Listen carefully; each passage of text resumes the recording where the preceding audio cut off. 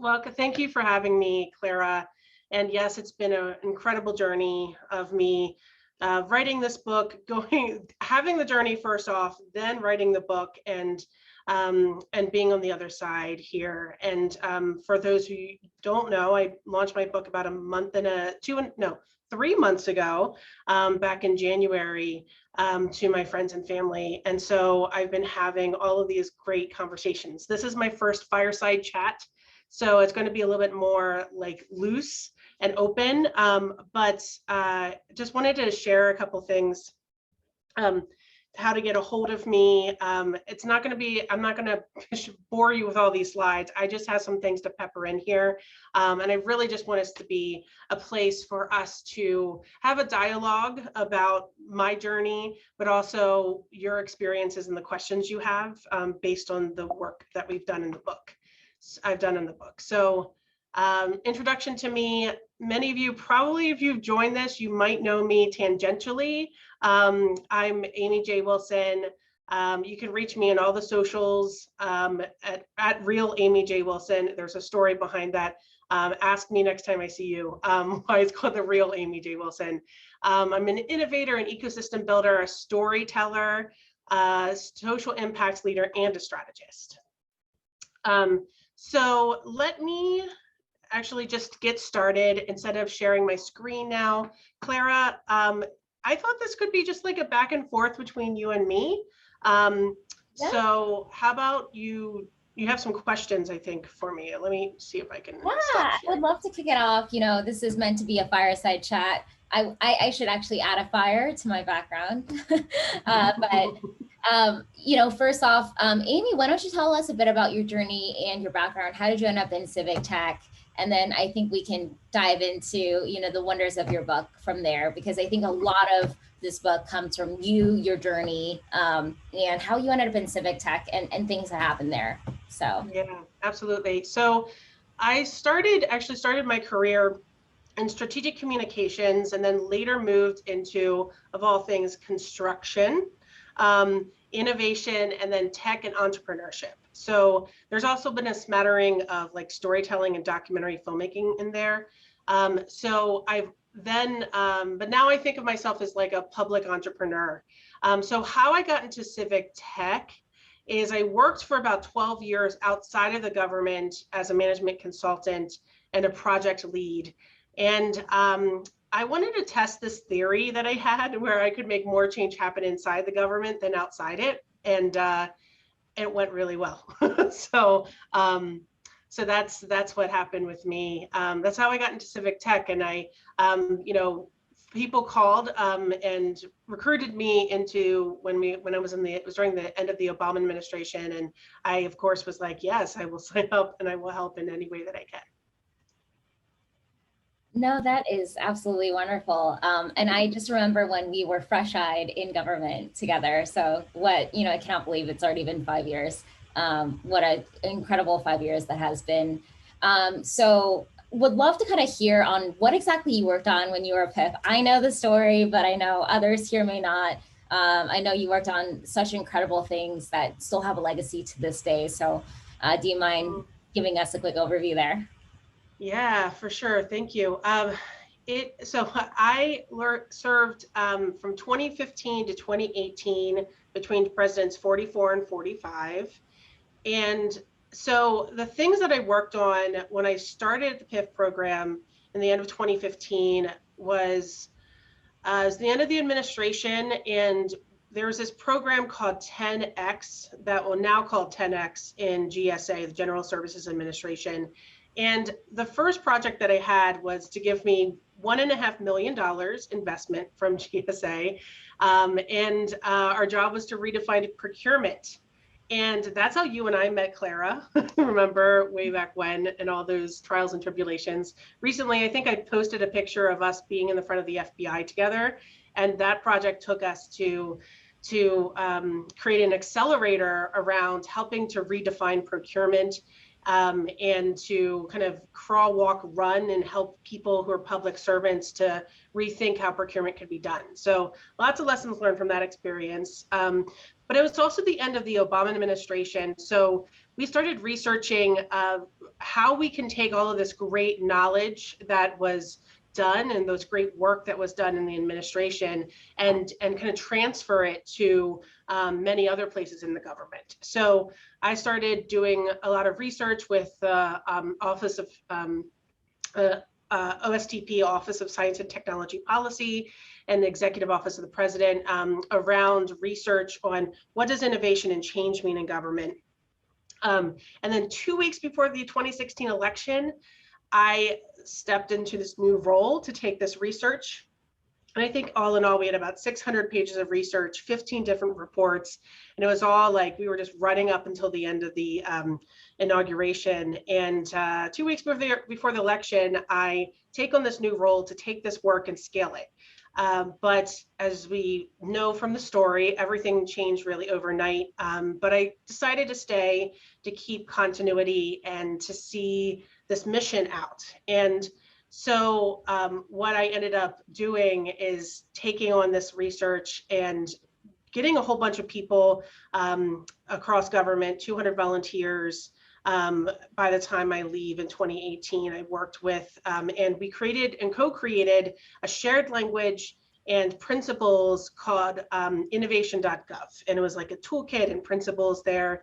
And also what I think is really important too is creating a space, a very like safe space called the Better Government Movement, where about 5,000 people grew into about 2 years to grow that movement, because that's where people need to have a space where they can practice those skills that we talk about and we use in the PIF program. So, and then I, as 2018 went on, I took on a new role to create the Transformation Center of Excellence. So if you guys are familiar with the IT Centers of Excellence, they had this realization that in their, like, we need to focus on the people. They were doing a lot of work with the technology and IT side of things. So I stepped up to start creating that Center of Excellence, and I was at Housing and Urban Development. And then I focused on, my job was to focus on redesigning organizations from the ground up. So think things like people, process, policy, practices, and principles.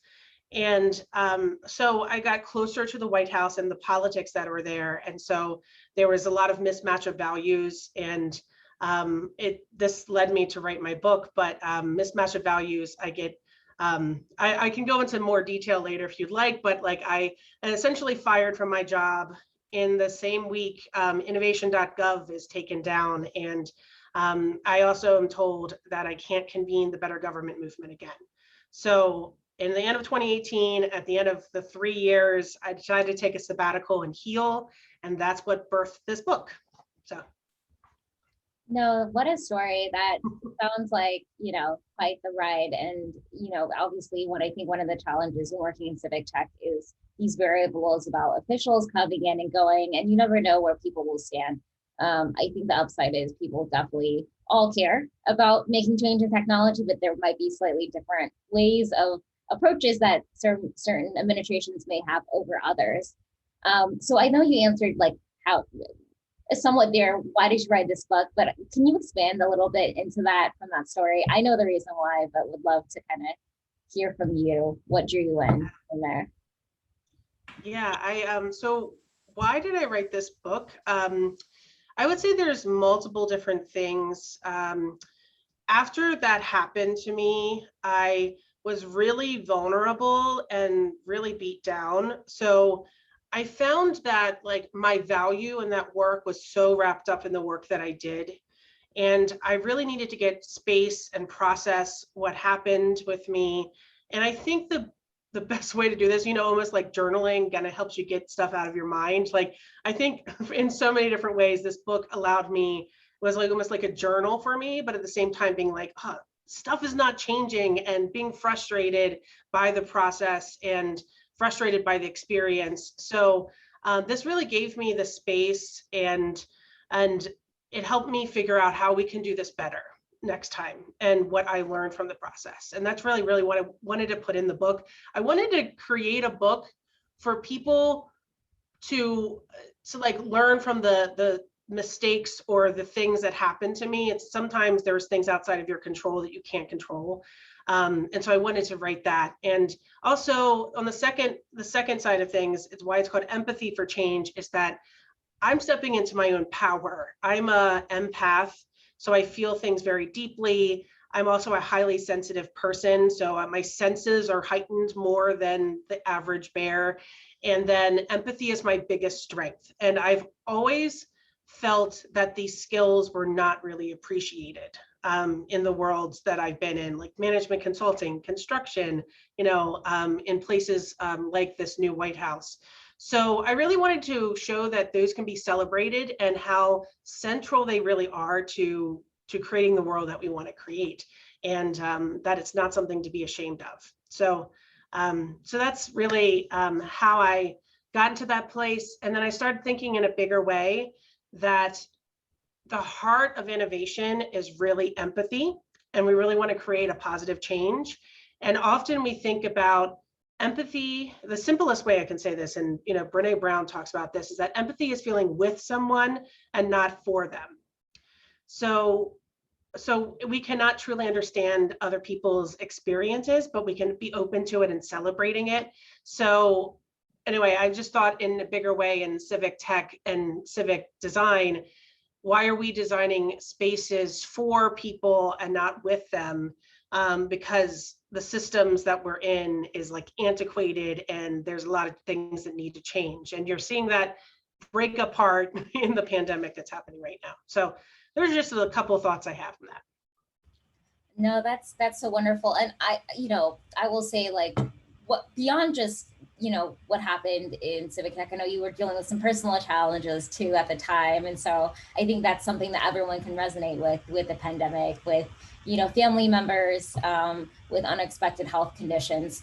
So, I can see your book really published during a very timely environment for a lot of people as they're thinking about change, in their lives, change in their family structure, everything in that.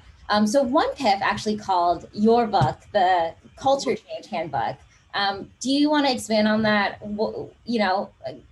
What is in this book? I mean, I have the book. I will go grab it. It's in the other room, but I want to hear from you. Why? Yeah, and actually, I'll bring the book front and center here. Woo-hoo.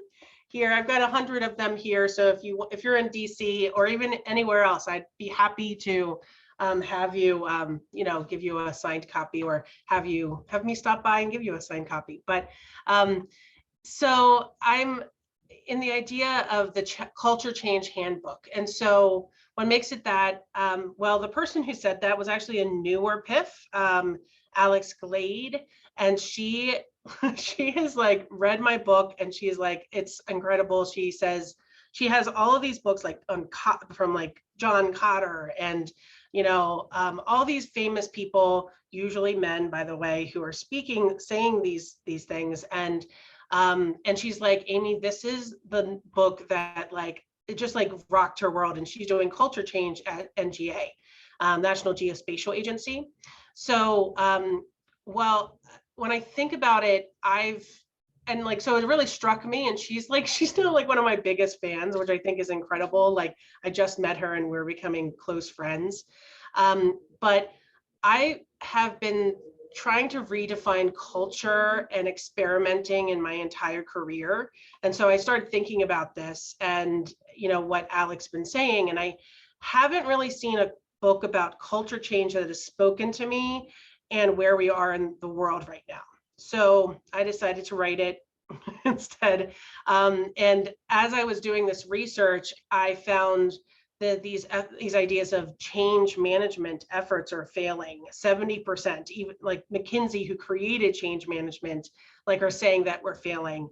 Other large scale changes, companies and startups are failing. So there's something we're not doing right. And it feels like the world is not moving forward as much as we had hoped. So I kind of like try to make this into this kind of like handbook style to be like, let's try to define what the problem is, which I call our empathy deficit.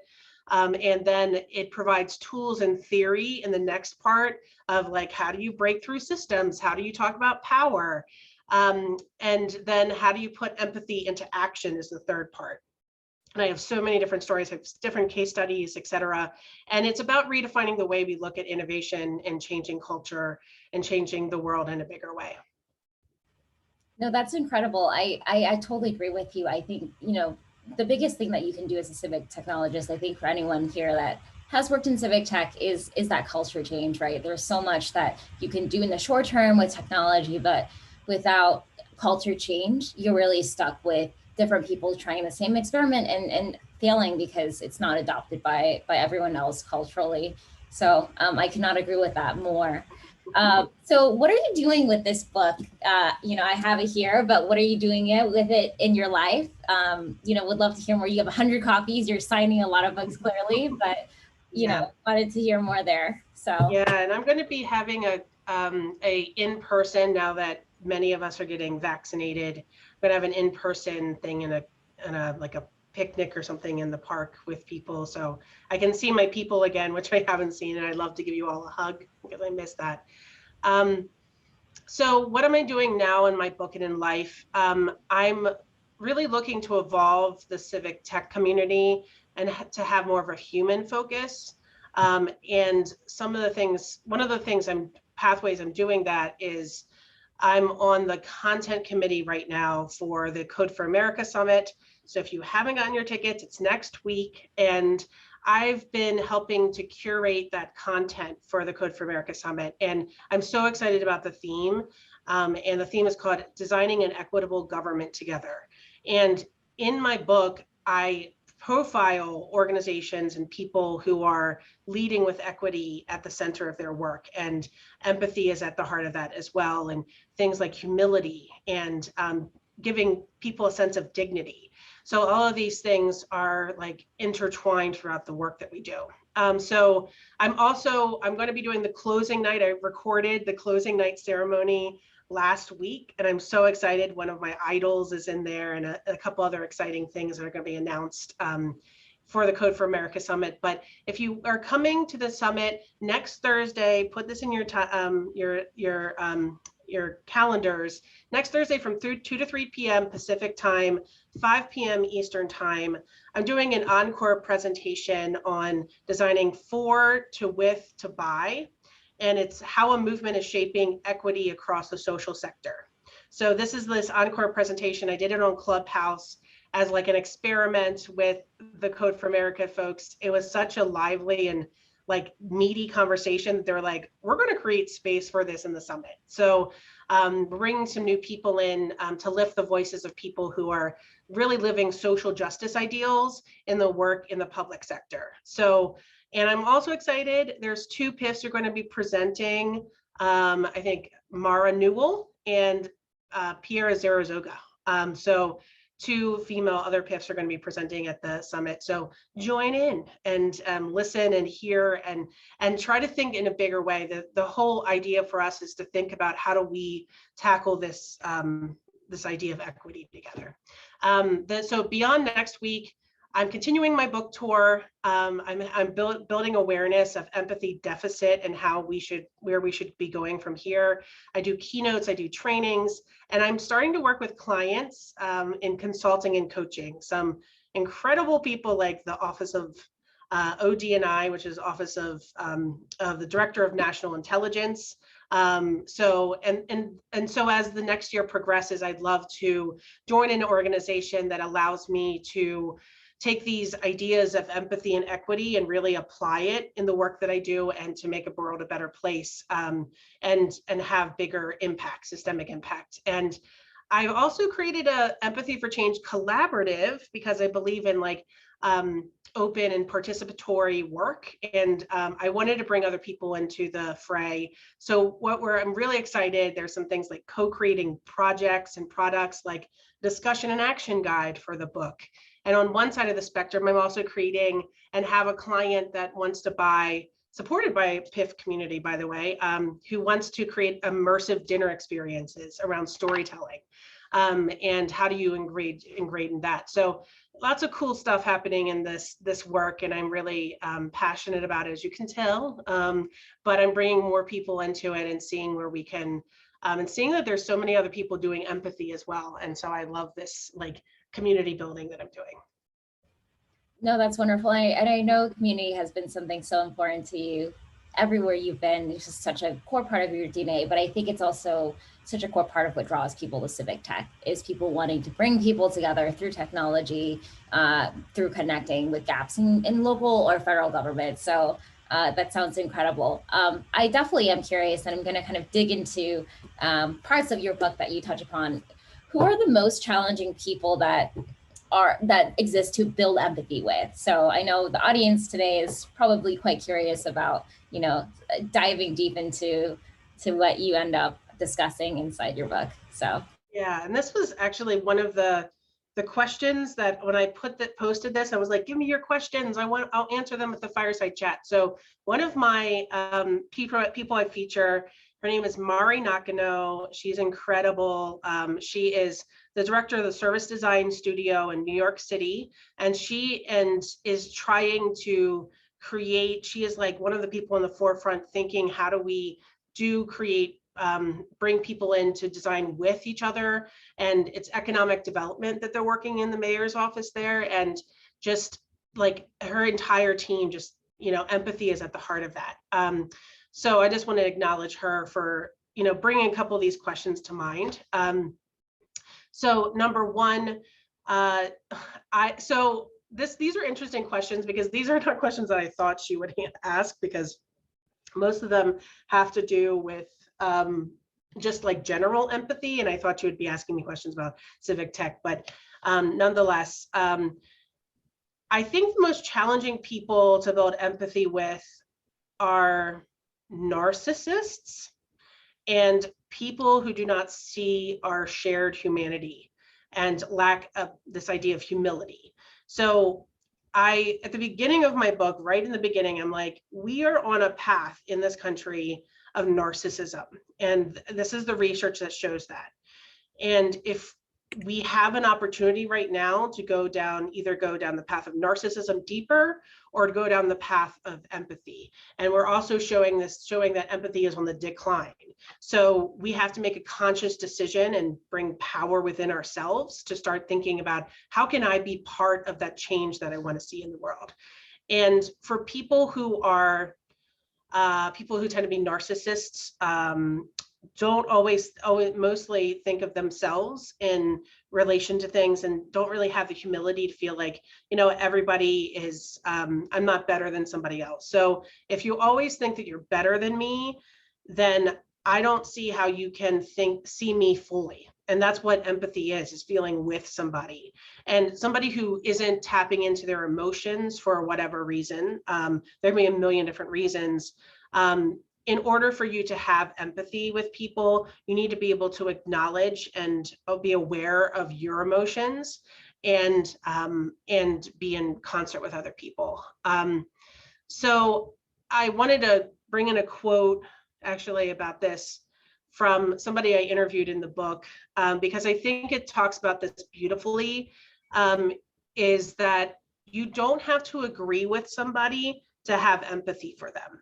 And I interviewed this amazing woman when I met her in San Francisco last year. Her name's Tria Chang. She co-founded Make America Dinner Again. And her whole story is about in 2016, after the election, she's living in this bubble of San Francisco. She realizes, guess what?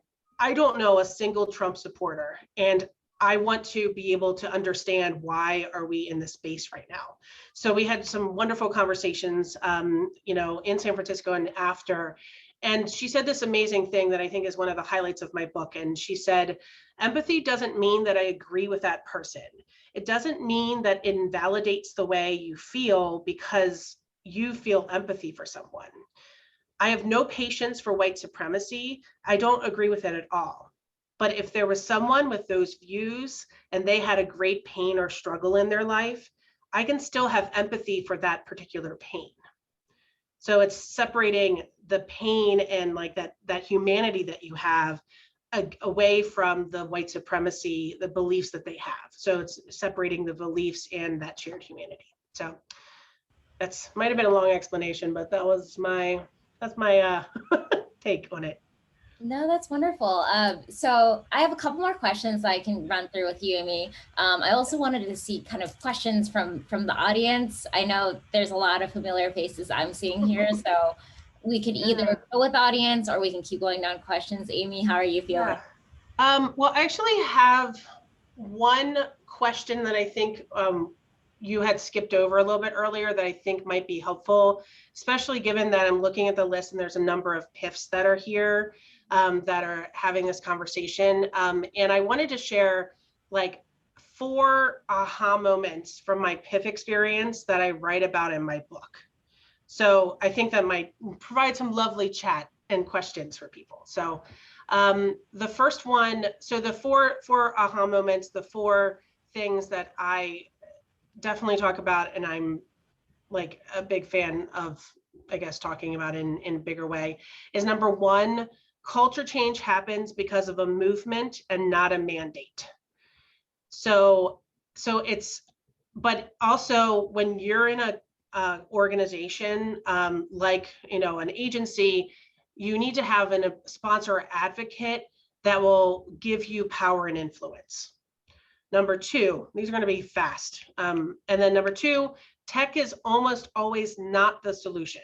It's usually people, process, policy, practice, or principles and values challenge. I don't really like how we are so focused on tech in the sector. And one example I used was when I was a PIF, the director of the CIO of this chief information officer of the Navy calls and says, you know, we have a big problem with sexual assault in the military, and they were like, yeah, we have a solution for that. What we're going to do is going to create an app. Like, it's literally what people say, there's an app for that, but like, we're going to create an app so that people, especially women, can self-report whether they've been sexually assaulted or not.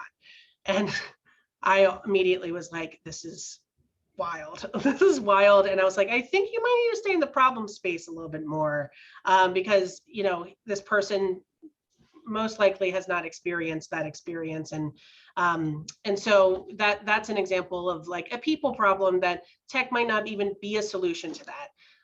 Number 3, I would say, is new power versus old power.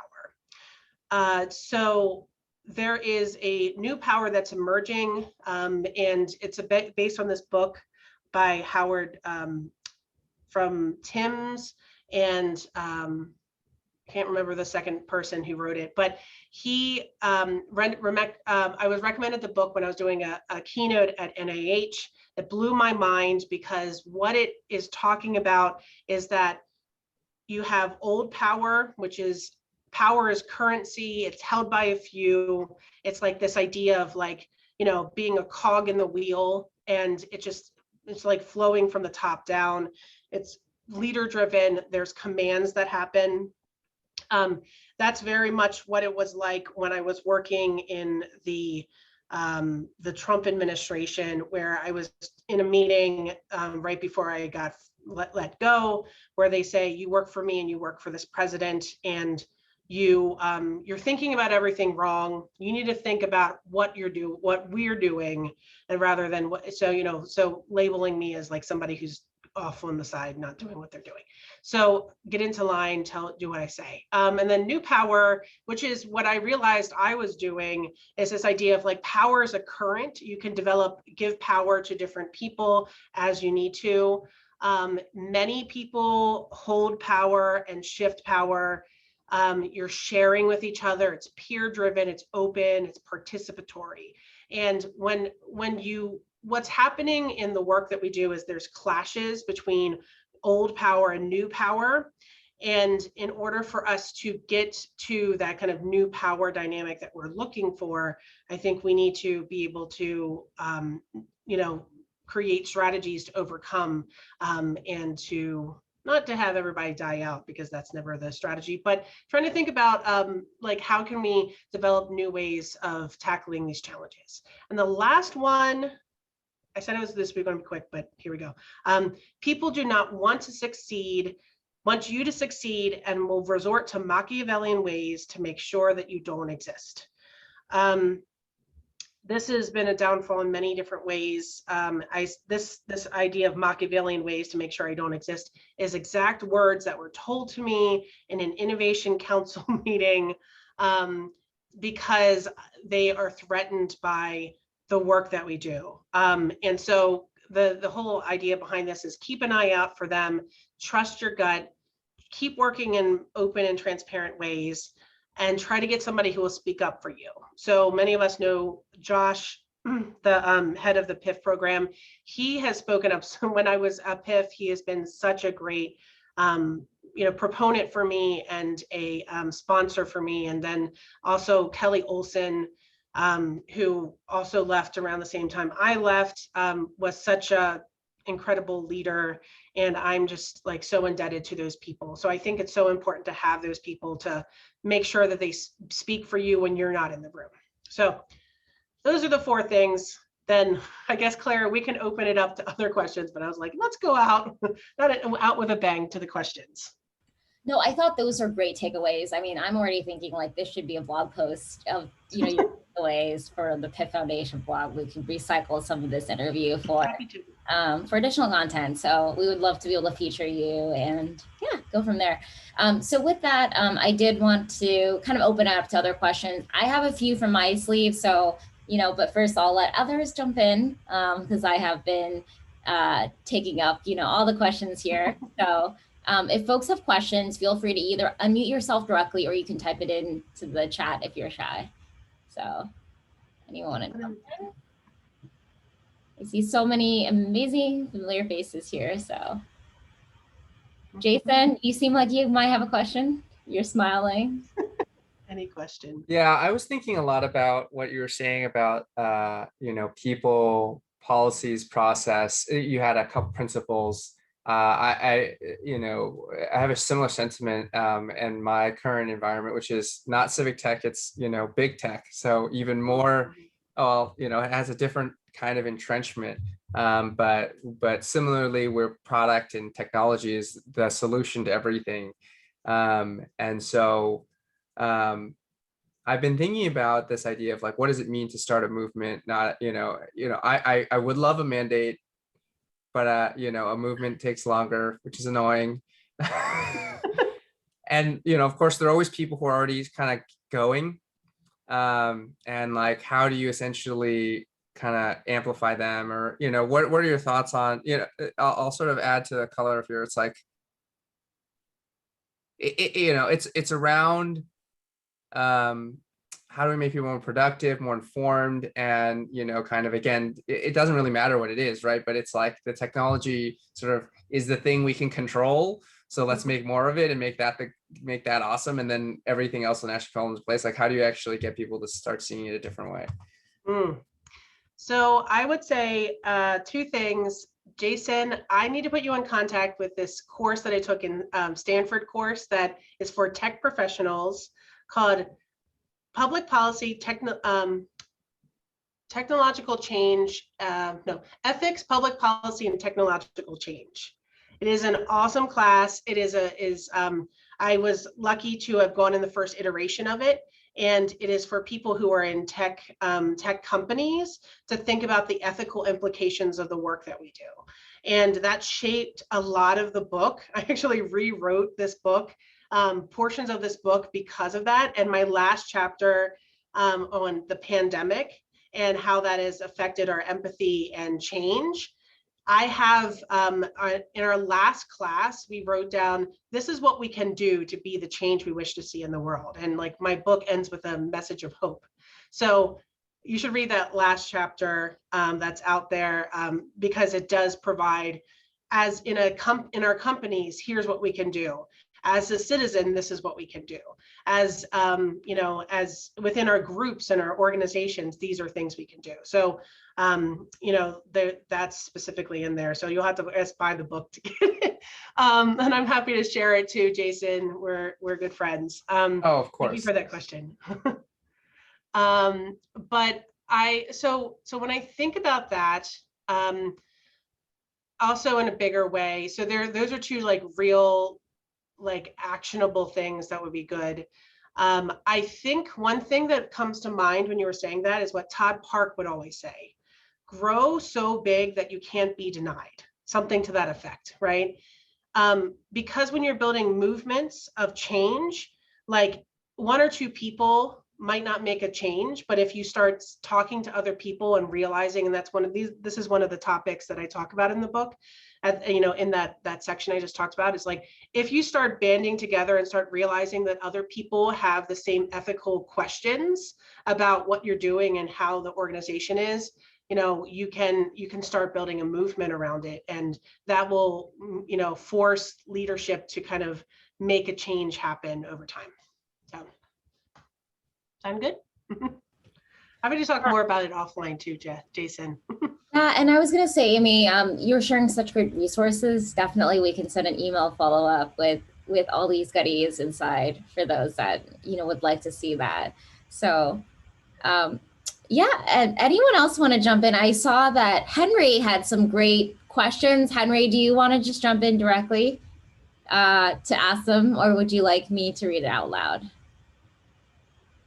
Henry? Okay. All right, I will read out Henry's question. Yep. As you thought through empathy deficit through the book, how did you think about it, about neurotypical colleagues versus colleagues with autism spectrum disorder? So, he's talking a little bit about disabilities, like how do we deal with those that lack empathy, that might be invisible, right? So I think that's a valid question. Yeah. So I think the word empathy deficit first came up in 2006 from an Obama speech that he did at Northwestern University, where he talks about the caring and the self-care that we have in communities has been lacking. And I think that I go that from the beginning of the book. But one of the things, as I've learned, in particular around there is, like, we have an empathy deficit in a bigger way, in this organization. I mean, in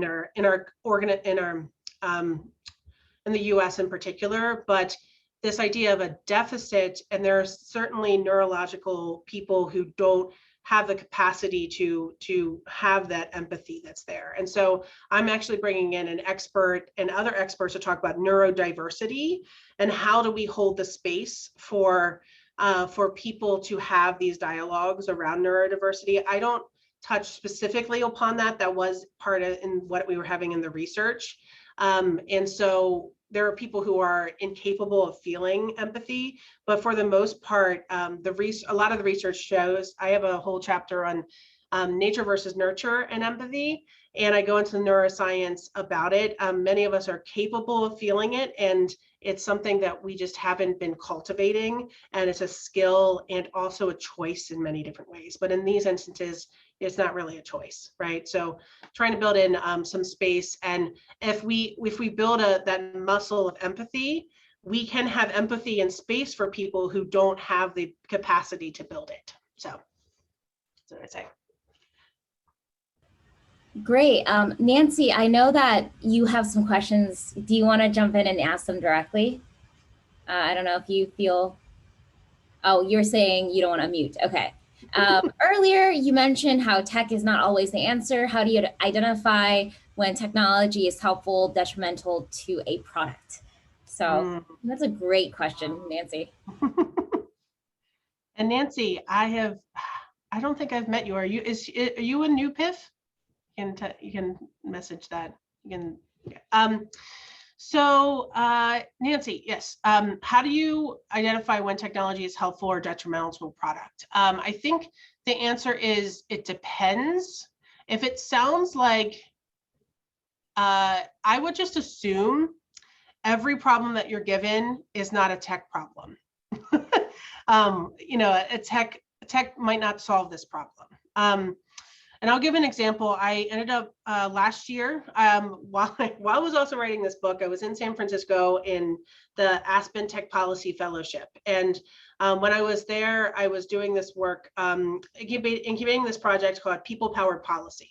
And I had this belief that there is a disconnect between local governments and the people that they serve and writing policy that that meets their needs and is kind of flexible to meet their needs. So it's like bringing in this concept of bringing in like human-centered design, but I was like, it's not really, it's and in my project we had to be tech enabled because it's a tech policy fellowship.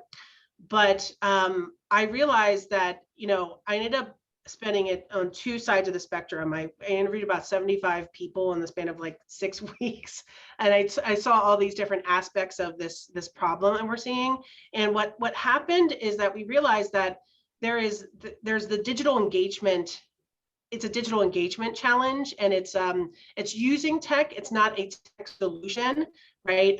We in the sense of like using already existing Facebook and LinkedIn messages or Twitter messages to have a better kind of dialogue to shape policy that can be done online. And so there was a tech component to it, but a lot of the work that had the pre-work that we had to do was work that we had to do on the ground to change the strategy and the policy in the city of Oakland where we were doing this work. So so always start with people first, and then co-create with them if you can, and when you can, and not if, as like when you can. And that is the number one thing that I want to drive home, is like design with people and not for them. So that will change a lot of things, because a lot of doors will open up, and a lot of you'll start seeing a lot of things that you wouldn't normally see because you're not closest to the problem. Thanks so much for that, Amy. And thanks so much, Clara, for asking the question. I'm so embarrassed that I forgot to mute myself earlier. So I really appreciate it. Oh, no, don't worry. This is the era of Zoom calls and background noise. So totally understand this. I think, Holly, you had a question after this. So Holly, do you want to jump in? Then we can come to Jennifer after. So. Sure. In particular, I kind of also wanted to mention or ask if there was a platform for putting questions out after the event, because I'm not as good at forming questions during events. And you mentioned the collaborative. So if there's more information on that. Nice to see you, Holly. And thank you for joining. Yes, you can reach out to me. I will put my contact information up at the end of this session today. So you can reach out to me for the collaborative. Actually, you just email me at amy@amyjwilson.com and say, I'm interested, or I have a question, and I'm happy to do it in a one-on-one setting, or just like email the question to you. Or I also, on Tuesdays, have an empathy power up sessions that I'm doing 15 minutes of empathy goodness with a co-host. And I'm talking about like things like empathy as a choice, the different kinds of empathy. Next week, we're talking about empathy and imposter syndrome. So like, if there's a question that you want us to answer in that, like, I'm all for it. So me and my co-host, who is a tech executive, who's building a tech it's funny that we're talking about this, because it's like, it's not always a tech solution, but it's creating a tech app to create, it's called Jaago, Jaago, and he is helping us rethink how do we build empathy into our daily lives. So anyway, really exciting stuff, but reach out to me, Holly. I'm happy to answer them, or answer them in a future empathy power up. And on Thursdays at 7 p.m. Eastern, 4 p.m. Pacific time, I have a Clubhouse room called Empathy for Change. So if you're in Clubhouse, join those rooms, and we're having conversations about empathy. So Jennifer Tress. Hi. Hi. Hi, Clara. It's been so long. Hi. I know. I can't believe it's been 5 years or so. Like, that just kind of blows my mind. And, Amy and I knew each other in the DC storytelling world before joining government and all that. So like, just seeing all of this come together is just so magical, Amy, and you're such the perfect vehicle for it. So it's just really awesome to see this. I definitely lead with empathy, right? Like that is something I do. And most of the time, I feel 90% of the time people match me there, right? Because if you lead with that, you're creating that space. I've totally experienced that and all the goodness that comes with it.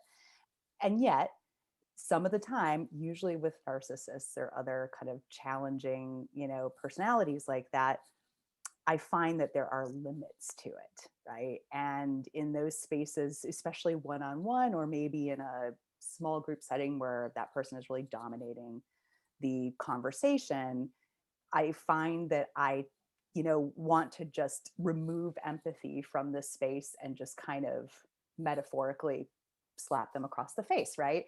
And so I wonder, like, are there limits to empathy?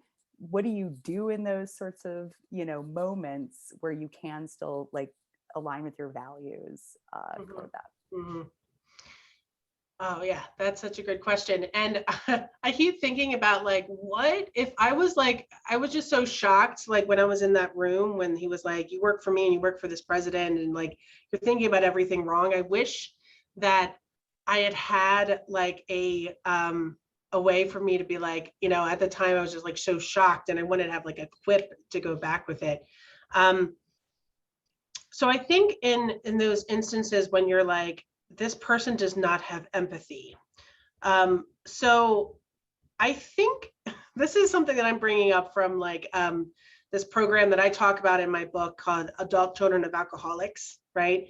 And it's a 12-step program, but it's for people who've been in dysfunctional families and alcoholic families. And my dad was a narcissist, so I have a lot of experience doing this kind of stuff. And one of the most powerful things that and it might not, it's like, it's an answer, but not a non-answer at the same time. Okay, so I'm happy to talk to you more about this and like strategies for what we can do. But number one is when you start changing and start having awareness and being that empathetic person and giving people the benefit of the doubt, the people around you change too. And that's one thing when I started going on this journey of my own exploration, as I left the administration and started doing my own sabbatical, I realized that if I'm changing, then the decisions I make, the things that I do, right, change around me and the people around me change. But I also recognize that we have in most instances, we have a choice on whether we want to stay or not. And you're like, yes. And coming from a person who like leads HR for so many organizations, you're like, yes, get out of there. And I think that's so powerful because in so many different ways in that instance, I knew I was burnout. I knew that I didn't belong there. They didn't match my values, but I stayed because I thought I could have impact. And so at the end of the day, like, I think just being aware, right? Awareness is the key here, is like, if you feel like it's not matching what you're doing, it's not matching the values you have, then go somewhere else that does, right? And the more people who go to places that have more empathy, like the more our society is going to shift in that direction, right? So I think that's just like my answer from the heart there. So Love it. Thank you. I love you. Bye. Great. I think we have time for one more question, and I think Amy can see online. We can keep going, past hour, but if people have to drop, we also understand. So anyone else want to chime in? I know we have so many incredible folks on this line who have had experiences. I'm sure that, I know personally, I had questions around empathy too. Working in civic tech is hard. And I think people who are incredibly kind with really, really warm souls, it's often very easy for other people to trample or take advantage of people's kindness. And so, I know us as all civic technologists here, this is something that is so relatable to everyone. And I think it takes a degree of having, a high degree of empathy. If we did a study on everyone that chooses to go into civic tech, I'm sure the numbers would be high. So anyone want to jump in? Anyone else? I know there's so many incredible people. Josh, do you want to come in and jump in? And Josh is the current executive director of CRIF. So if nobody else wants to join in, I do have something that I wanted to share that I think is really good advice that I was given when I started as a PIF. But by all means, Josh, if you have something you want to be answered, I'm happy to answer it. Oh, it seems like Joanna also has a question. So Joanna, do you want to jump in first? I know I didn't catch you there. So no worries. Thanks, Holly. I think a lot of organizations and government have heard human-centered design get placed in, like new vendors that come in to come and support them. And I think the word human-centered design, it just seems a little bit foreign to our government partners. And there have been varying successes of companies coming into government agencies and performing truly a human-centered design. So what are some practical ways that you've identified in writing your book that we can exercise empathy in the way that we actually design for real users? So I think, thank you for that question, Johanna. And I think when it comes down to it is that I think at the end of the day, it's like meet people where they are. This actually is linked up to the advice that I just was going to give at the end, but I think this is both interlinked. But when I started as a PIF, I was told that I was told, do not be like those other PIFs that have started before, right? And it's those people who come in with guns blazing, who are like, I'm hot as shit, right? Like I'm gonna go do this, like pew, pew, pew, pew, pew. I'm here to disrupt some stuff, right? Those are the people that do not succeed, right? And so I remember, and I distinctly remember this, like I was outside having a drink, which would have been wonderful at this time, the time of day right now. But, and this person was like, don't be like that, because it's like, like that's never going to win people over. And I remembered that, like to this day, I still remember, and I know who said it. It was a person from GSA. And I just was like, and I thought about it and I was like, interesting, because like I felt like I was cut from a different cloth. I've been like, have a non-traditional background from a lot of former PIFs, and I was like, I come from consulting, and in that idea of being a trusted advisor is really what a consultant is, and trust is the big word there. And that I think that if you start seeing and mirroring and start being an empathetic person in how you act and how you carry yourself with that person. I've always seen my work with my clients as us holding hands together, maybe not in COVID times, but like, and not in a very platonic way, but like in a way where we're there together. And so if you model that behavior, they can start seeing, trusting you. And then also you can start being like, so, asking the questions, like if we're designing something for it, was like, what do the users want? What do the users think, right? What do we, just asking simple questions like that, or like even taking that word users is a very techie word. So like, what do the people affected by this thing think, right? And then trying to see if we can bring them into the room. And I want to end with this, and I think this is a good segue as well, is like, let me share my screen again, because I have this quote that I think is wonderful. Let me see. As I do. Okay. Let me see. Okay. All right. So I'm going to just share this piece here.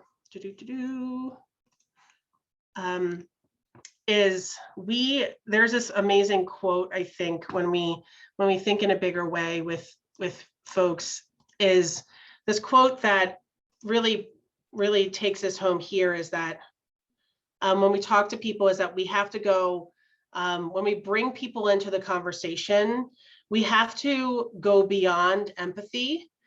And this is what Mari Nakano says, and like I mentioned her earlier, she's like, we must go beyond empathy. We should stretch ourselves to be actual allies that can transform insight into real action, that can redesign systems and provide better outcomes.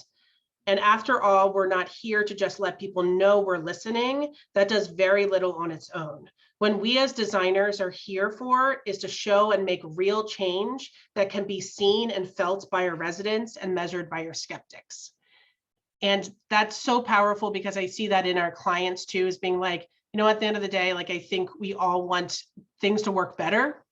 And if we can kind of talk about like, that's why we call it the better government movement rather than the human-centered movement, because you know, what at the end of the day, the goal we wanted to do is to make a better government that served the people.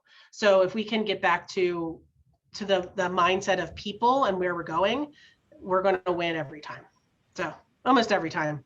I'm not gonna say every single time. So. Yeah, that was so beautiful, Amy. Thank you for narrating. I think you were sharing the wrong screen. Oh no, gosh. Okay. Okay, it's okay. We you know, we're looking at this, and this is quite philosophical, more than meetings. Yes, we are done with more than meetings. Here, let me actually, I want to share this. Like, I thought I was, sorry, I was, gosh. Oh, here we go. Here we go. So All right. Can you see my thing that says thank you? And then. Yeah, this is perfect. Okay. And Okay. thank you for sharing these information. We're going to Yes. also follow up with this event with all these resources, Amy, if you're comfortable sharing it. We will absolutely share this with everyone who's joined us today and also those that weren't able to make it to this time. But it's so beautiful. Yep. We love these quotes. And we might actually steal some of these and repurpose them on our We'll share. I'm happy to share the slides and everything like that. It goes into more detail about the people, process, policy, et cetera. Like for Jason, I have a framework that I developed partially when I was a PIF, but I evolved it for this book that might be helpful in your situation too. So yes, and so there's some extra slides in here that might kind of be sprinkled in here, but thank you for having me, Clara, and thanks for listening, folks. It's been a pleasure. Reach out to me at Amy J. Wilson, at Real Amy J. Wilson. And if you're lucky, I'll